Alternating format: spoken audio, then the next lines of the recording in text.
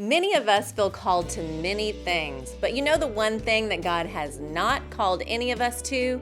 Complacency. Yep, I'm stepping on toes today. What actually is complacency?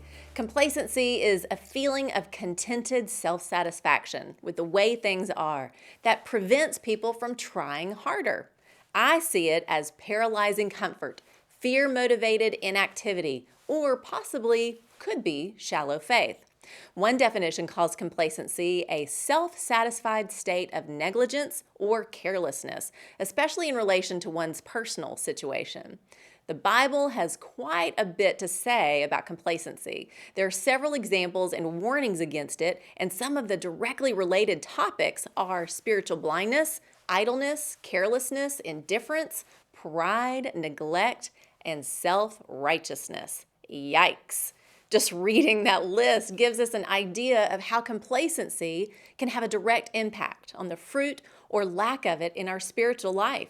We get comfortable in our appearances of faith and prideful in our justification of that reality, which ultimately leads us to a complacent heart condition, otherwise known as lukewarm. And what does God say about being lukewarm? Revelation 3:15.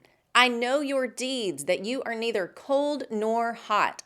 I wish you were either one or the other. So, because you are lukewarm, neither hot nor cold, I am about to spit you out of my mouth. So not a very pretty picture. Here in Revelation, Jesus is speaking to the believers at the church in Laodicea. In their city, they didn't have good quality water, so they had hot and cold water piped in from neighboring cities. By the time it reached them, it was lukewarm and not worth drinking. It had no usefulness. Hot and cold both have benefits, but lukewarm has none.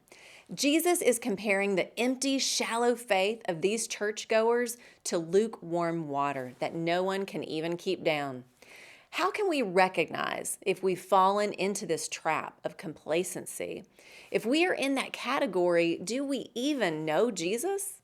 As I thought about those questions, I was reminded of the words of Jesus when he was asked, "What is the greatest commandment?"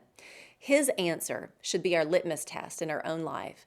Do we truly love the Lord our God with all of our heart, all of our soul, and all of our mind?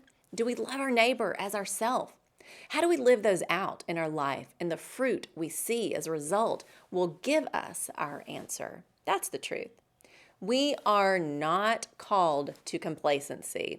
We are called to actively love God and love others in a way that uses our gifts and talents daily for the glory of God in and around us. A life lived like that is refreshing to taste. I'm Lori Klein.